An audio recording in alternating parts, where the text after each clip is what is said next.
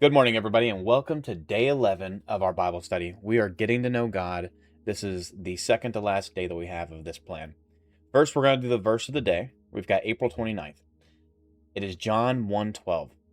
But to all whom did receive him, who believed in his name, he gave the right to become children of God. So, that's a nice little verse. We've got our devotional. We're going to go through Matthew, Proverbs, and Genesis. So let's start on the devotional.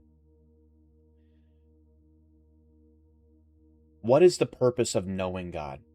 To be transformed by Him so that you can transform society? We need to penetrate and reform the culture. It starts with the individual who impacts his own family. Knowing God will transform your marriage and impact your neighborhood. Your lifestyle will influence others outside your home and will gradually impact society. A believer or a church that is consciously seeking to impact society is pleasing to God. Matthew 5:13 says, "You are the salt of the earth."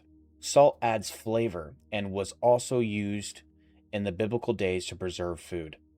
The man or woman who knows God also influences the work or business environment. They add flavor to their surroundings and preserve the well-being of their business. We read about Joseph in Genesis 39:3. His master saw that the Lord was with him, and that the Lord made all that he did to prosper. Knowing God means engaging culture outside of the walls of the church building. Proverbs 14:34 says, "Righteousness makes a nation great."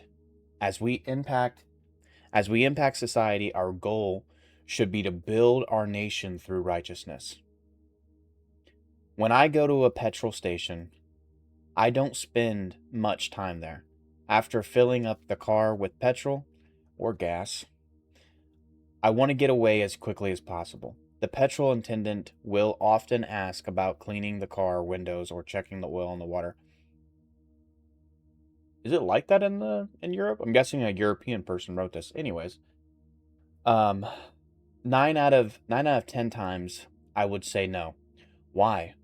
I'm on my way somewhere, and the time of the essence. The church is just a filling station. It's not a place to camp and spend most of your time.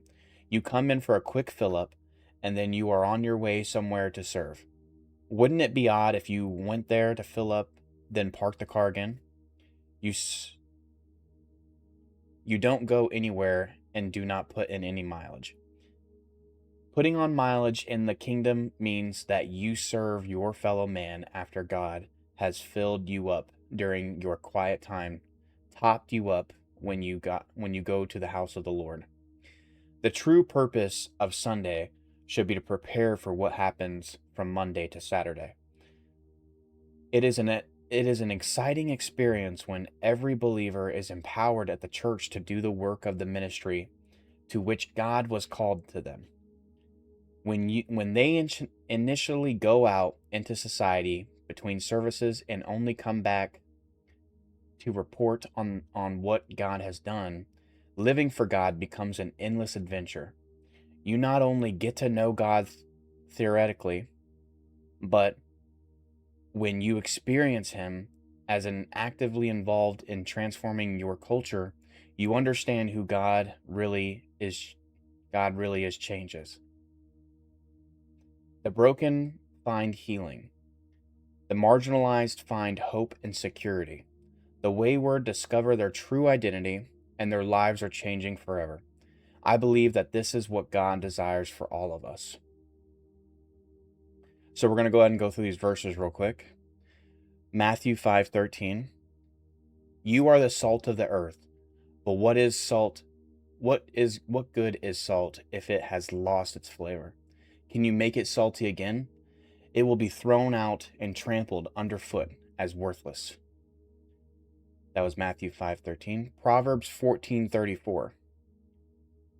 Godliness makes a nation great, but sin is a disgrace to any people. I like that one. Genesis 39:3.